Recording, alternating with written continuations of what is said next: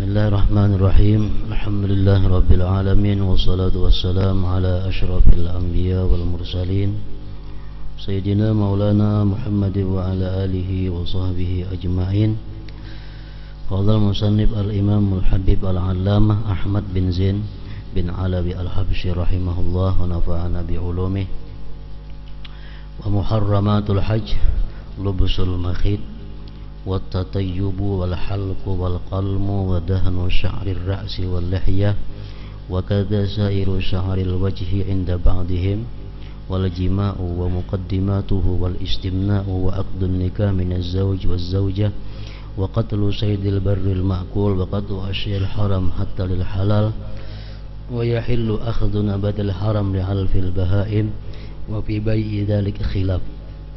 ويتأكد على الحج البداءة بالتوبة ورد المظالم وقضاء الدين وإعداد نفقة من تلزمه نفقته والزاد الحلال والزاد الطيب الحلال وتعلم ما يحتاج إليه في السفر والحج والاعتناء بالرفيق الصالح والاستيداء والتوديع والصلاة والدعاء قبل الخروج وأذكار الخروج والركوب في السير والنزول وأن يغتسل للإحرام ويستكمل النظافة وأن يلبس للإحرام البياض وأن ينوي الإحرام عند ابتداء السير وأن يلبي على السنة ويحافظ على الأبصار 9 والدخول من ثنية كدا والخروج من كدا والذكر عند رؤية البيت والذكر عند رؤية البيت واستلام الحجر الأسود ويسن تقبيله ولا يسن لسنة الأركان ولا يكره ويسن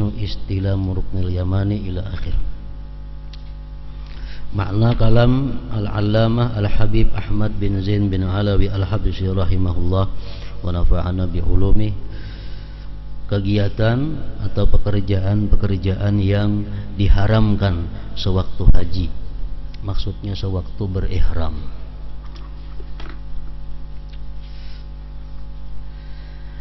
Hal-hal yang diharamkan sewaktu haji ihram maksudnya adalah memakai pakaian berjahit. Maksudnya memakai pakaian berjahit ini adalah memakai pakaian yang bakurung, walaupun bakurungnya itu kada dijahit. Misal lawan lim atau lawan cuk baju, sama aja hukumnya.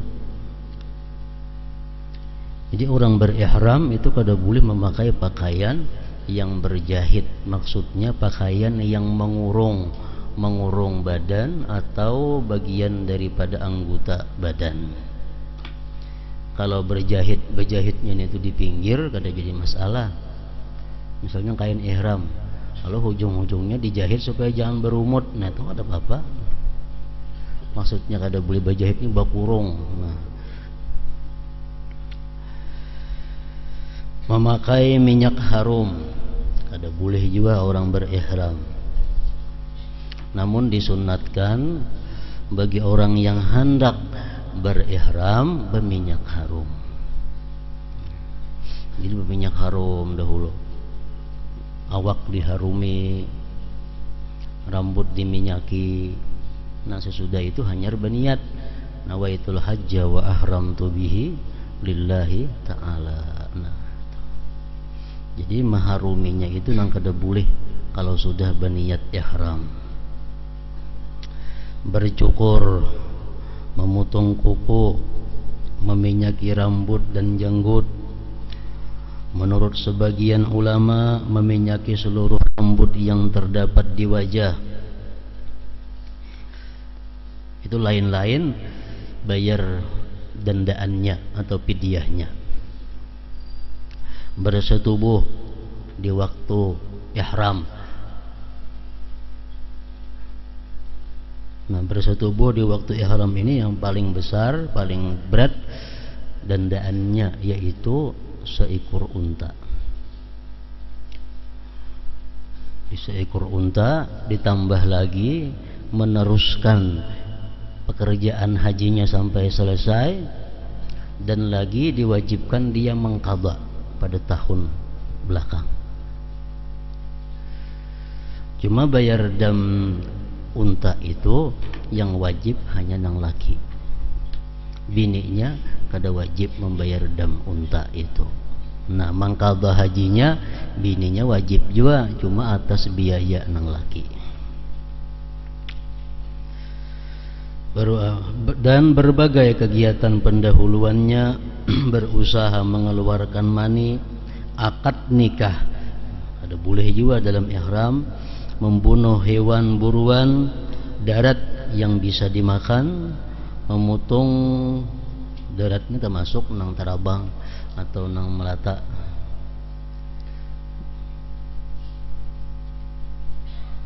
memutung pohon di tanah haram walaupun untuk keperluan yang halal.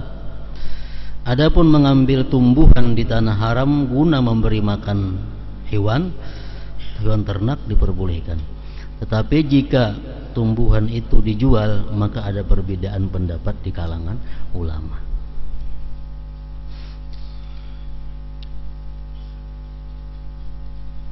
Jadi inti daripada perbuatan haji itu adalah, intinya perbuatan haji itu ihram, kemudian wukuf di Arafah, alukina tawaful ibadah, sa'i cukur. Itu inti daripada perbuatan haji.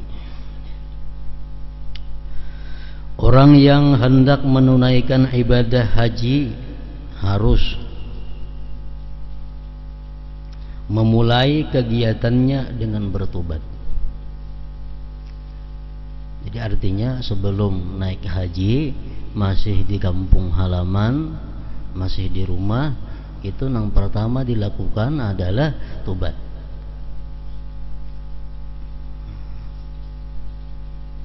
Jadi begitu sudah menyatur duit sagan naik haji, nah itu sudah tobat. Sehingga duit yang disetorkan untuk haji itu adalah duit yang bersih, karena sebelumnya sudah dilakukan tobat, pembersihan baik diri maupun harta. Orang yang hendak menunaikan ibadah yang ibadah haji harus memulai kegiatannya dengan bertobat.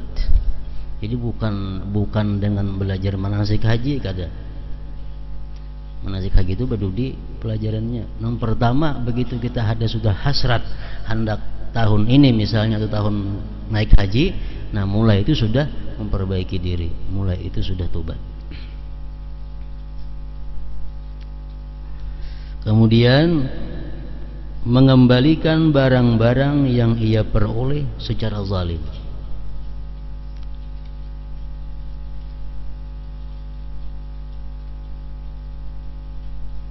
Jadi orang naik haji itu sebelum menghitung dulu harta. Nah, mana harta yang kita yakini yang didapat dengan jalan yang halal, nah itu kita tahan. Nah, mana harta kita yang didapat daripada jalan yang haram, itu kembalikan kepada mustahik yang berhaknya. Kemana mengembalikan? Kepada pemiliknya, kalau pemiliknya ada. Kalau pemiliknya kadada, diberikan kepada kaum muslimin dan muslimat, pahalanya untuk yang berhak memilikinya. Jadi naik haji sebelumnya memperhitungkan harta-harta yang ada, yang didapat secara haram, itu mesti dikembalikan terlebih dahulu. Artinya jangankan tabawa duit nang haram, kita naik haji pun walaupun dari nang halal, cuma barang-barang benda-benda nang haram masih ada di rumah kita, itu pun mengganggu dengan kemabruran haji seseorang. Mengembalikan barang-barang yang ia peroleh secara zalim.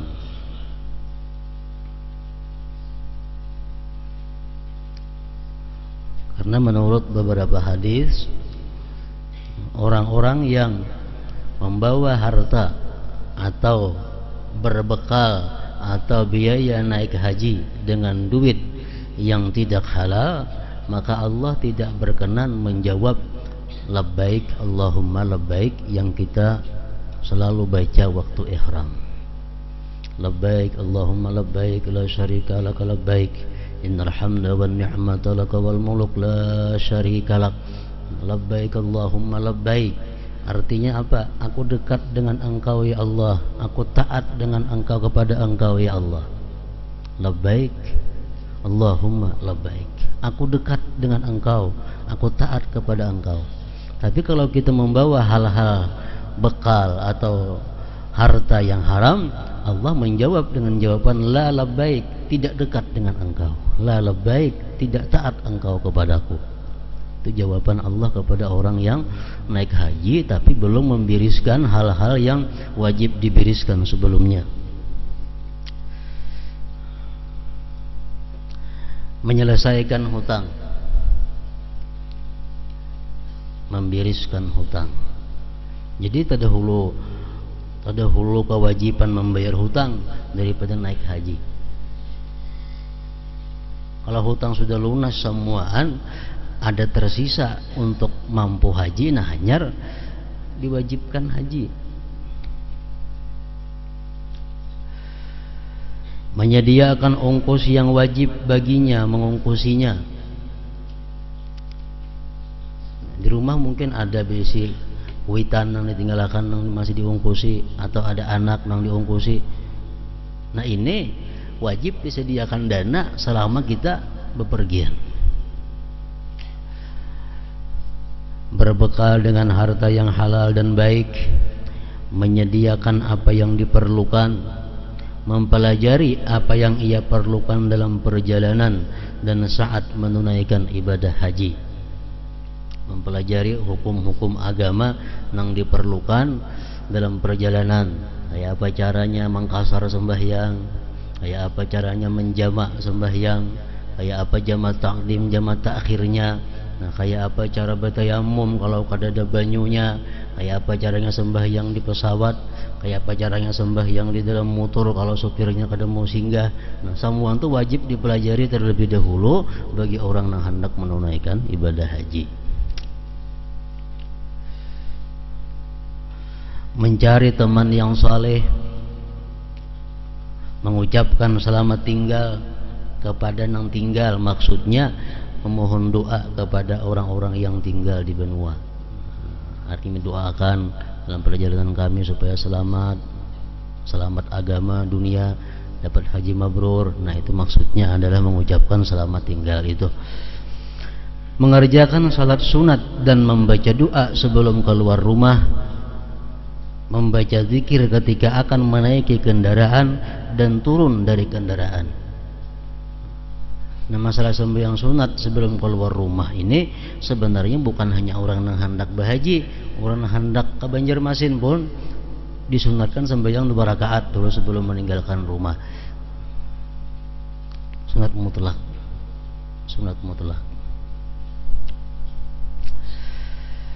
Seyogianya ia mandi untuk ihram, membersihkan badan, memakai kain putih untuk ihram, berniat ihram pada saat memulai perjalanan, menyerukan talbiyah, berusaha melaksanakan 9 mandi sunat.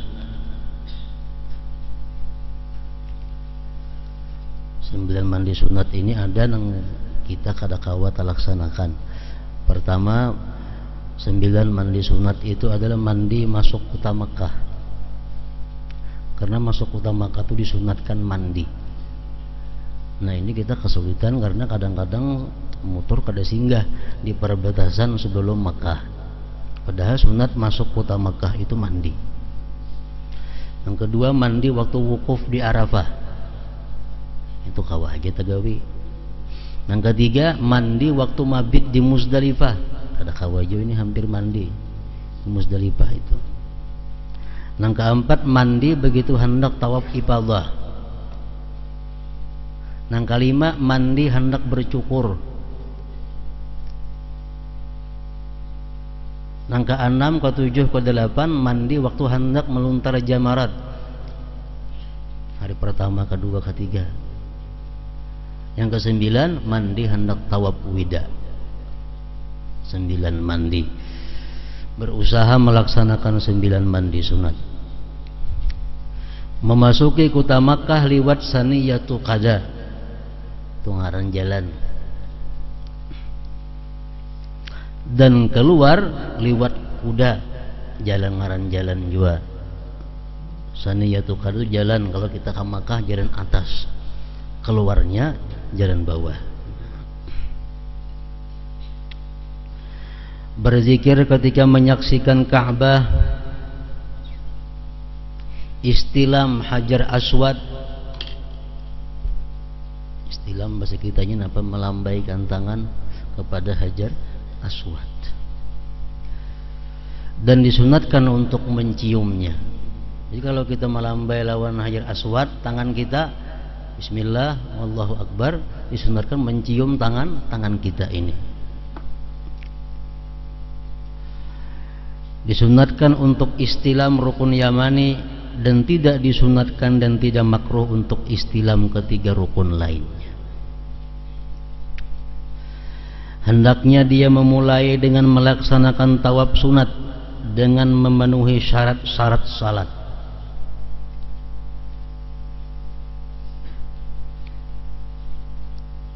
Salat sunat ini kalau orang naik haji ke Makkah itu hajinya haji ifrat. Nah, itu atau itu tawaf kudung. Kalau orang naik hajinya haji tamattu, itu datang ke Makkah sudah tawaf umrah sekaligus, ngarannya tawaf kudung.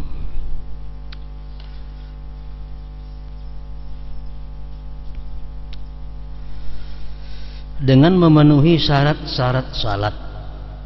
Tawaf sama persis dengan sembahyang, kada ada bedanya syaratnya. Bedanya tawaf ini boleh bepandir. Kalau sembahyang batal kan bepandir. Nah, tawaf ini boleh. Cuma kalau nya baudu, menghadap kiblat, menutup aurat, suci tubuh daripada najis, nah itu sama tawaf ini. Cuma menghadap kiblatnya bukan lawan dada, lawan bahu sebelah kiri. Itu aja. Mengelilingi Ka'bah sebanyak 7 putaran dengan posisi Ka'bah di sebelah kirinya. Ujar para ulama mengatakan makin parak kita lawan Ka'bah, makin banyak pahalanya. Tawaf itu dilakukan di dalam masjid. Tawaf mesti dalam masjid dan di luar Ka'bah. Tidak boleh tawaf dalam Ka'bah. Memulai tawaf dari Hajar Aswad, membaca zikir-zikir yang disunatkan, melakukan ramal. Ramal ini artinya jalan cepat. Tawaf itu disunatkan 3 putaran. Pertama jalan cepat, 4 putaran terakhir jalan biasa. Nah, ini tawaf nang rukun. Tawaf rukun umrah kah atau tawaf rukun haji? Kalau tawaf sunat biasa aja kadang itu. Ittiba, memakai ittiba, selindang yang biasa dikenakan orang berihram. Dan istilam, mendekati multazam. Multazam antara Hajar Aswad dan pintu Baitullah, tempat yang paling mustajab doa. Itu multazam. Bergantung di astar, sunat bergantung di kelambu Ka'bah. Menyangka digantungi. Memperbanyak doa, kemudian melakukan salat sunat di belakang makam Ibrahim. Setelah selesai tawaf, selanjutnya menuju Safa untuk menunaikan sa'i menuju Marwah sambil membaca berbagai zikir yang disunatkan dan berlari-lari kecil di tempat yang ditentukan. Sesampainya di Marwah, ia telah menyelesaikan 1 dari 7 putaran haji. Sesampainya di Marwah, ia telah menyelesaikan 1 dari 7 putaran haji. Sa'i tidak mempunyai syarat-syarat seperti tawaf. Sa'i boleh dilakukan oleh orang yang kada berwudu. Sa'i boleh dilakukan oleh orang yang sedang haid. Sa'i boleh dilakukan dalam keadaan terbuka aurat. Sa'i ini apa ngarannya lain lawan tawaf, karena sa'i itu bukan masjid. Sa'i itu ya mas'a ngarannya tempat sa'i. Tempat sa'i itu lain Masjidil Haram. Jadi orang haid boleh jadi situ.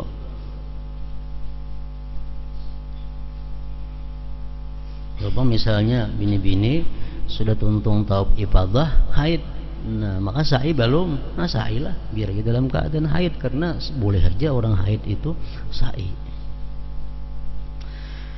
Waktu wukuf adalah mulai tergelincirnya matahari sampai terbit fajar malam nahar hari raya. Saat wukuf di Arafah, seharusnya ia bertobat dan banyak membaca doa, tahlil, tahmid dan istighfar. Barang siapa tidak wukuf, maka hendaknya dia bertahallul dengan cara umrah, kemudian menyembelih hewan dan mengqadha, mengulangi kembali hajinya pada tahun berikutnya. Ini orang yang sudah berihram, misalnya ini sudah berihram, begitu hendak menuju Arafah ada halangan, kada kawa ke Arafah, sampai hari raya kada kawa juga ke Arafah, ini bertahallul untuk melepaskan ihram dan menyembelih hewan, karena tahun berikutnya mengqadha. Pada saat wukuf sebaiknya ia membaca doa-doa yang disunatkan, kemudian meninggalkan Arafah dengan tenang dan mabit di Muzdalifah. Di Muzdalifah ia mentakhirkan mengerjakan salat maghrib di waktu Isya. Sebagian ulama berpendapat bahwa mentakhirkan salat maghrib baru dapat dilakukan jika ia telah berniat menuju Muzdalifah. Jika dia belum berniat, maka hendaknya dia mentakdimkan mengerjakan salat Isya di waktu maghrib, walaupun dia belum sampai pada jarak qasar. Pendapat ini disebutkan dalam kitab Al-Mansi karangan Imam Nawawi. Namun pendapat Imam Nawawi dalam kitab tersebut berbeda dengan pendapatnya sendiri dalam kitab Ar-Raudhah. Di Muzdalifah hendaknya dia mengambil 70 batu kecil untuk melimpar jamrah. Di Masy'aril Haram, kalau kita mulai Arafah hendak ke Mina melalui Muzdalifah. Habis Muzdalifah kita ada melalui ngarannya Masy'aril Haram. Hendaknya dia berhenti dan berdoa. Ketika sampai di lembah Muhassir, di lembah Muhassir seharusnya ia mempercepat jalannya. Lembah Muhassir, lembah Muhassir itu di mana tempatnya berhenti dahulu pasukan Abraha, pasukan gajah untuk meruntuhkan Ka'bah. Jadi di Wadi Muhassir itu mereka beristirahat. Jadi kita bila sampai ke situ disuruh melajui jalan supaya jangan terlalu lawas bagaimana di situ, karena itu tempat bekas bubuhan berdiamnya pasukan Abraha nah hendak meruntuh Ka'bah. Lembah Muhassir. Sesampainya di Jamratul Aqabah setelah matahari terbit, hendaknya dia melimpar jamrah dengan 7 batu kecil dengan mengangkat kedua tangannya sambil bertakbir. Jadi meluntar jamrah Aqabah. Meluntar itu ngaran meluntar itu macam itu. Meluntar loh. Nah, kalau macam itu kada boleh. Misalnya rasa parak mana lawan peluntaran, orang nyerane lu andak aja batu ke situ kada kawa, mesti diluntar ditawakakan. Maka kemudian bercukur, setelah bercukur dan melimpar jamrah maka ia telah bertahallul awal. Setelah itu ia laksanakan tawaf rukun, tawaf ifadah. Dengan demikian tahallulnya telah sempurna, tidak ada kewajiban yang tersisa selain mabit di Mina dan melimpar jamrah pada hari-hari tasyrik yang kesemuanya merupakan wajib haji, bukan rukun. Apabila kewajiban ditinggalkan, maka ia wajib membayar dam, sebagaimana jika ia meninggalkan kewajiban-kewajiban haji yang lainnya. Jadi pada hari ke-11 dia melontar 3 jamrah, hari ke-12 dia melontar 3 jamrah, kalau nyenapar sani hari ke-13 melontar 3 jamrah, ula wusta akabah. Menurut sebagian ulama fikih mengatakan bahwa waktu melontar itu dalam 3 hari itu. Artinya andai kata kita kadang melontar hari ke-11, kita kadang melontar di hari ke-12, langsung di hari ke-13 semua dikumpulkan, itu boleh. Hari 11 misalnya kulir melontar, hari 12 kulir, ini hari ke-13 ya sekaligus digabung semuaan, boleh aja asal masih dalam masuk hari tasyrik. Nah cuma syaratnya melontarnya 3 kali. Jadi melontar pertama ula wusta akabah untuk hari ke-11, babulik pulang. Ula wusta akabah untuk hari ke-12, babulik pulang. Ula wusta akabah untuk hari ke-13. Kada boleh sekali-sekali, misalnya sekali ini ula untuk hari 11, ula untuk hari wusta, kada boleh ini tuh.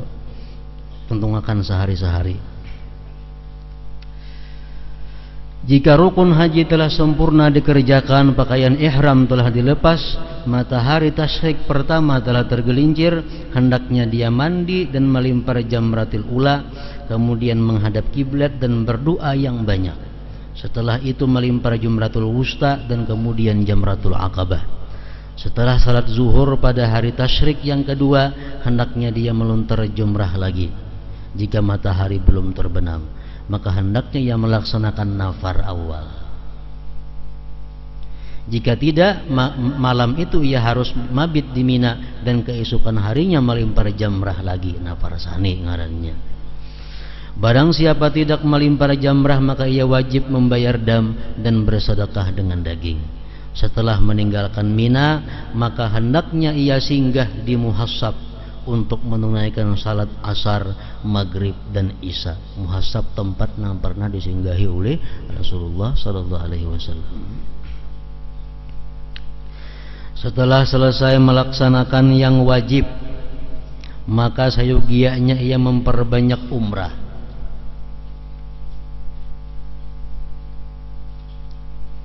Umrah sagan seorang, umrah sagan abah, umrah sagan mama, umrah sagan siapa yang kita kehendaki, tanpa mengurangi pahala kepada nang umrah itu sendiri. Bisa kita mau umrahkan kuitan kita, nawaitu umrata, nah misalnya an Pulan bin Pulan wa ahramtu biha lillahi ta'ala, sahajaku berumrah daripada atau atas nama Pulan bin Pulan dan aku berihram dengannya lillahi ta'ala. Berumrahlah, pahalanya untuk kita kada kurang sedikit pun, bahkan kepada orang yang kita sambat sampai juga pahala umrah itu. Maka sebaiknya ia memperbanyak umrah, tawaf dan memandang Ka'bah. Memandang Ka'bah. Sebab memandang Ka'bah sangat dianjurkan dan memiliki banyak keutamaan. Hadis Rasulullah mengatakan, "Man nazara ilal baiti nazratan min ghairi tawafin wala ifadah, kana indallahi azza wa jal afdalu min ibadati sanah bi ghairi Makkah shaiman wa qa'iman raki'an wa sajida." Orang yang memandang Baitullah sekali pandang, padahalnya kada tawaf, kada sembahyang kada, memandang benar aja, lebih afdal di sisi Allah daripada beribadah 1 tahun di lain Mekah. Walaupun ibadah itu siang puasa, malam tahajud, ruku dan sujud, nilai pahala memandang Baitullah. Ada lagi hadis mengatakan, man nazara ilal Ka'bah imanan wa tasdiqa kharaja minal khataya kayawmi waladathu ummuhu. Siapa memandang Baitullah dalam keadaan beriman, Baitullah ini adalah tempat yang mulia, percaya dan membenarkan itu, maka terhapuslah dosanya seperti bayi yang baru dilahirkan. Itu hanya memandang Baitullah. Hadis Rasulullah mengatakan setiap saat Allah menurunkan 120 rahmat kepada Ka'bah dan sekelilingnya. 120 rahmat. 60 rahmah diberikan kepada orang-orang yang tawaf. 40 rahmah diberikan kepada orang-orang yang sembahyang. 20 rahmat diberikan kepada orang yang hanya duduk memandang Baitullah. Jadi mau naik haji itu jangan di atas sembahyang, jangan di bawah tanah, kada melihat Baitullah. Berapa ruginya? Walaupun pahalanya 1000, berapa pahalanya ribuan, 100.000 kali ganda juga, cuma pahala memandang Baitullah itu pahala yang tersendiri.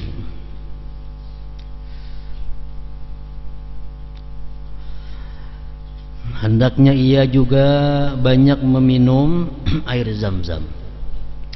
Diriwayatkan bahwa Rasulullah SAW bersabda, ma'u Zam-Zam lima syuribalahu. Air Zam-Zam akan manfaat sesuai niat peminumnya.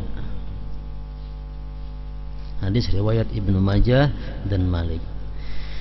Seyogianya ia menjadikan tawaf wada yang wajib sebagai penutup kegiatan hajinya. Dalam melaksanakan tawaf wada seharusnya ia tidak melakukan ramal dan ittiba. Artinya tawaf wada itu kada usah berlari-lari. Tawaf wada cukup berjalan biasa dan kada usah berselindang macam orang berihram. Sesudah mengerjakan 2 rakaat salat sunat tawaf, hendaknya ia minum air Zam-Zam dan berdoa di multazam. Tuntung tawaf wada, sembahyang 2 rakaat sunat tawaf di belakang makam Ibrahim, minum air Zam-Zam, datang ke multazam, berdoa sebanyak-banyaknya.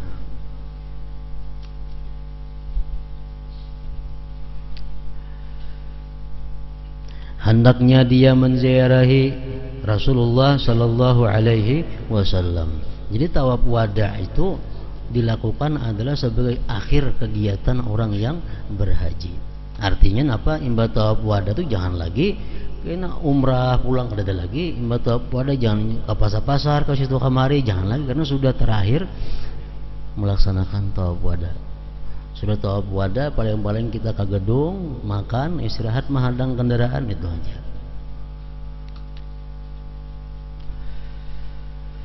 Hendaknya dia menziarahi Rasulullah sallallahu alaihi wasallam karena banyak sekali keutamaannya.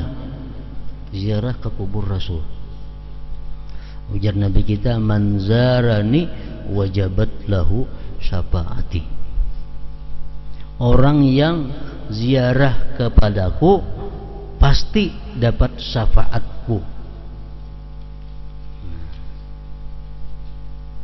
Kalau orang kada ziarah ke kubur Nabi, belum tentu dapat syafaat Nabi. Kenapa? Karena barangkali matinya, akhir hayatnya keluar dari Islam. Nah, jadi orang yang ziarah ke kubur Rasulullah itu semacam ada jaminan dia mati dalam Islam. Karena mendapat syafaat Rasul itu orang Islam di padang mahsyar itu.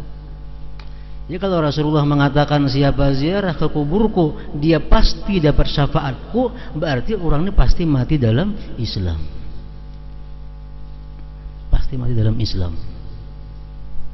Husnul khatimah artinya. Husnul khatimah ini macam-macam tingkatannya. Serendah-rendah husnul khatimah mati dalam Islam. Setinggi-tinggi husnul khatimah kalau mengucap la ilaha illallah sebelum dicabut roh itu tuh paling tinggi husnul khatimah.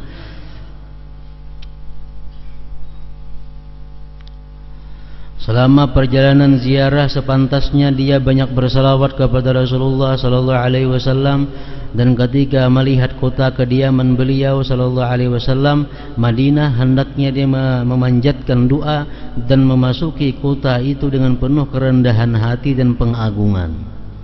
Sesampainya di sana segera menuju masjid untuk melakukan salat sunat 2 rakaat tahiyatul masjid di depan makam Nabi sallallahu alaihi wasallam. Sesudah salam ia hadapkan wajahnya kurang lebih 4 hasta dari tembok kubur, dan kemudian mengucap salam kepada Rasulullah sallallahu alaihi wasallam dan banyak berdoa di sana. Kemudian hendaknya dia juga mengucapkan salam kepada Sayyidina Abu Bakar dan Umar radhiyallahu anhuma. Setelah itu kembali ke tempat salat menghadap kiblat dan berdoa sebanyak mungkin. Dari sana hendaknya dia menuju Raudhah untuk berdoa, dan usahakanlah untuk berdoa di samping mimbar. Mimbar Rasulullah. Ada lagi mimbarnya, wah ini. Karena Masjid Nabawi itu beberapa kali kebakaran. Jadi masjid peninggal Rasul itu beberapa kali kebakaran. Lalu barang-barang nang mimbar habis semua terbakar. Letakkan tangan di mimbar pada bagian di mana Rasulullah SAW biasa meletakkan tangan beliau di sana. Sebaiknya dia juga menziarahi Utsman, ahli bait Rasulullah sallallahu alaihi wasallam, dan orang-orang yang dikubur di pemakaman Baqi'. Di samping itu juga ke pekuburan syuhada Uhud, berkunjung ke Kuba. Bukannya berkunjung, artinya sembahyang, i'tikaf di Masjid Kuba itu. Karena ujian Nabi salatun fi masjid Kuba karakaatin ka umratin gitu. Sembahyang 2 rakaat di Masjid Kuba itu nilainya sama dengan umrah. Rasulullah beliau setiap Sabtu pergi ke Kuba. Karena itulah umrahnya orang Madinah.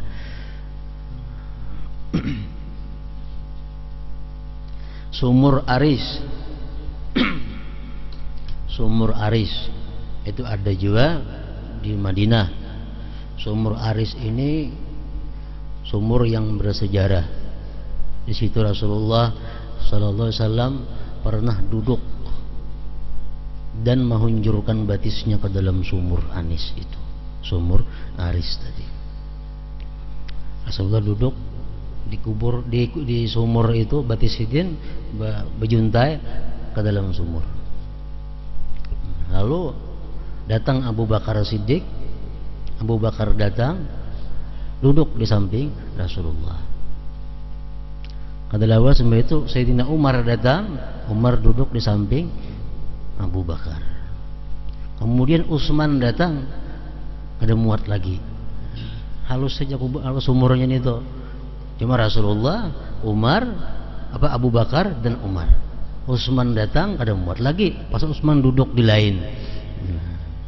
Satu isyarat menunjukkan bahwa Rasulullah, Abu Bakar, Umar ini kuburnya betatai. Utsman terjauh di Baqi Bandak. Nah, di sumur Aris itu Rasulullah pernah berwudu, dan di sumur Aris itu gugur cincin Rasulullah, dan dicari kada dapat sampai sekarang. Makanya sunat berkunjung ke sumur Aris. Memang ditutupi orang sumurnya, bekasnya benar aja ada. Masjidul Fatah, Masjid Al-Fatah di Madinah juga andaknya.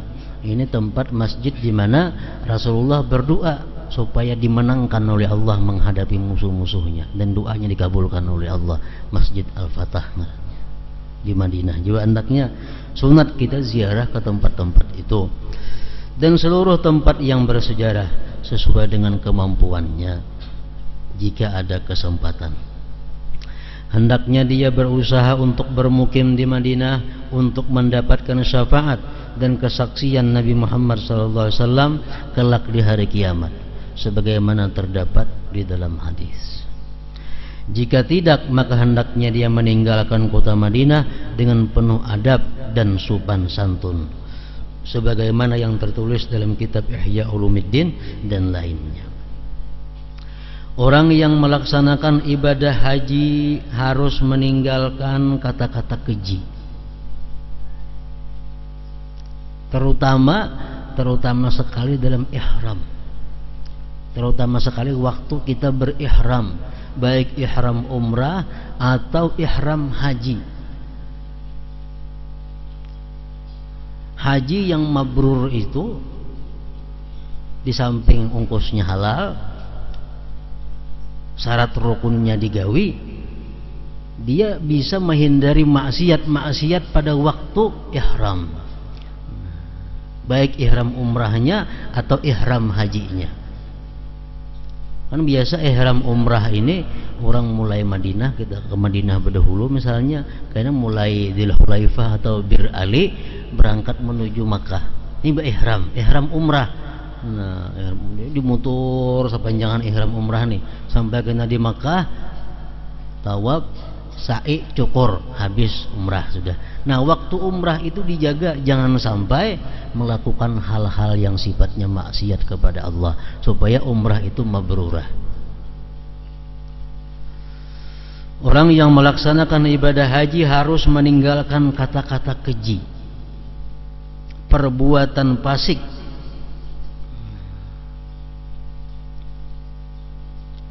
hadis Rasulullah mengatakan siapa berhaji dan dia waktu berhaji itu tidak berbuat kata-kata keji, tidak berkata-kata keji dan tidak berbuat kefasikan, maka dia itulah orang yang hajinya begitu pulang seperti anak yang baru dilahirkan. Artinya kada sedikit lagi membawa dosa, habis semua.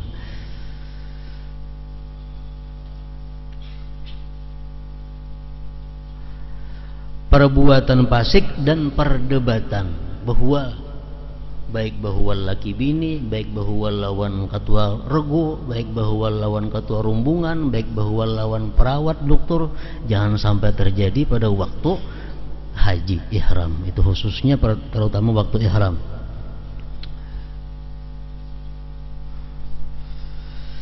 Kata-kata keji adalah semua perkataan yang tidak bermanfaat, kotor dan buruk. Perbuatan fasik melengkapi seluruh perbuatan yang melanggar ajaran Allah Ta'ala.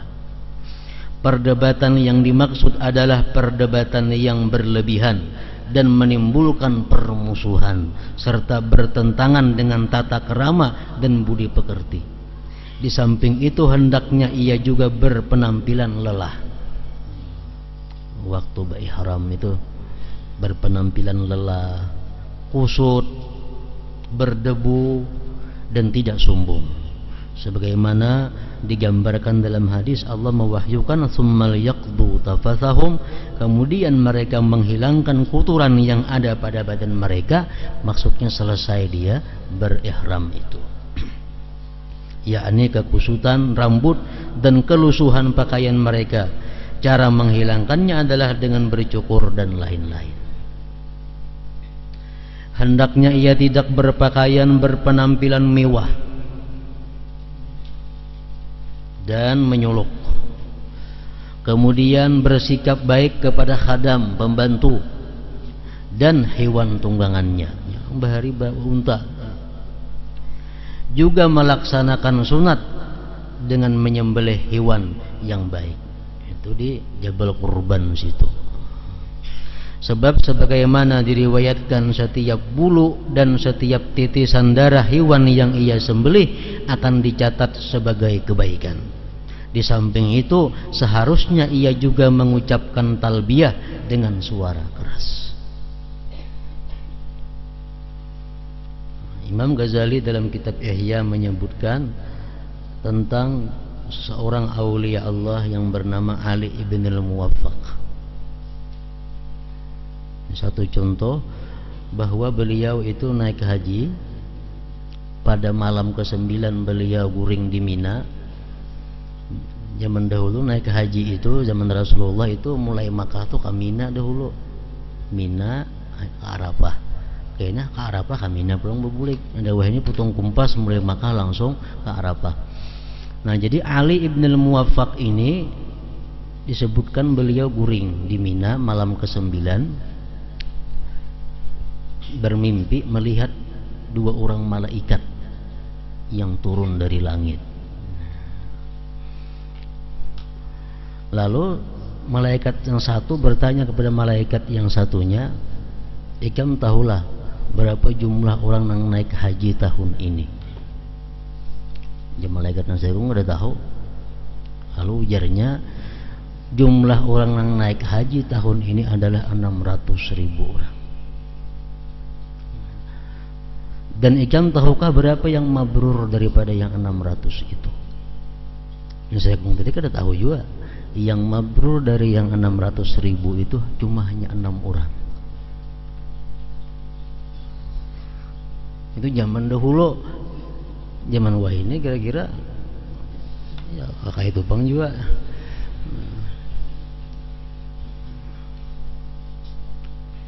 Yang mabrur cuma 6 orang. Malam ke-10 Ali bin Muwafaq ini bermimpi lagi dan datang lagi 2 malaikat tadi. Ya malaikat yang satunya, wahai malaikat, engkau tahu yang ditetapkan Allah pada malam tadi. Ya malaikat tadi kada tahu.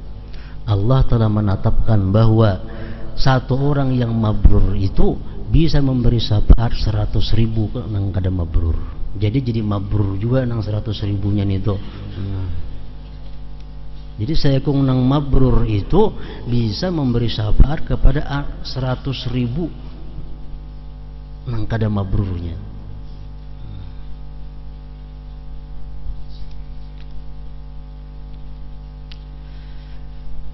Kecuali ya jumlah orang naik haji lebih banyak daripada itu. Misalnya nang naik haji 1 juta, nang diterima cuma sehikungannya atau berdua, nah itu kada cukup membayari karena sehikung itu dapat memabrurkan 100.000.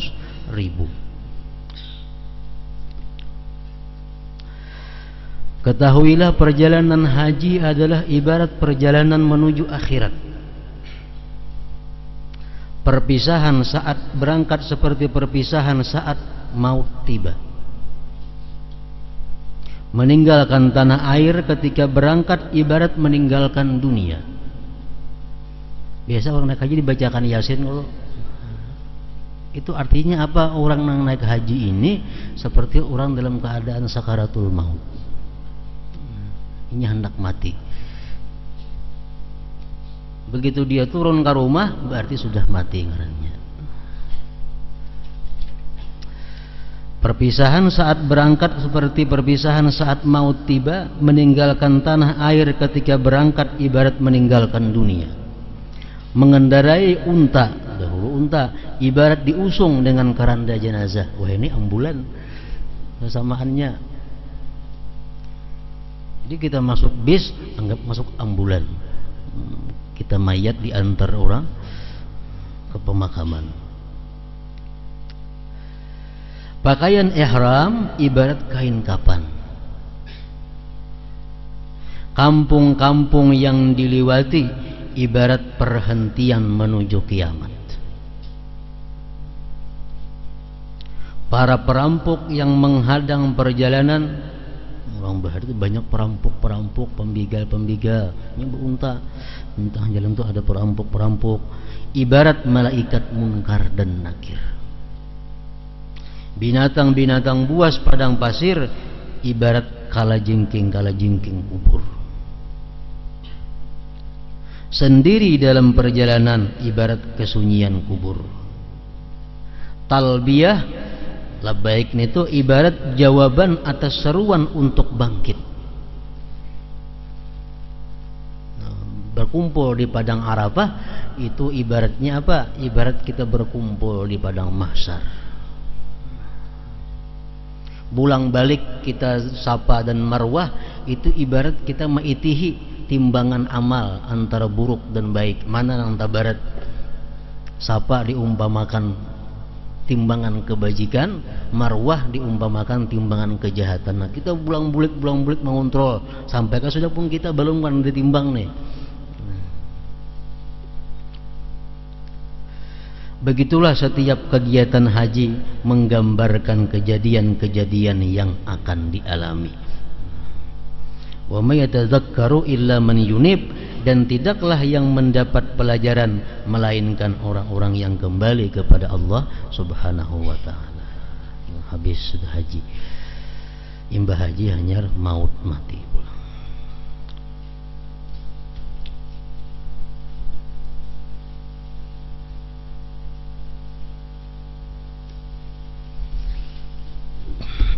dalam zikri fa'alam annahu la ilaha illallah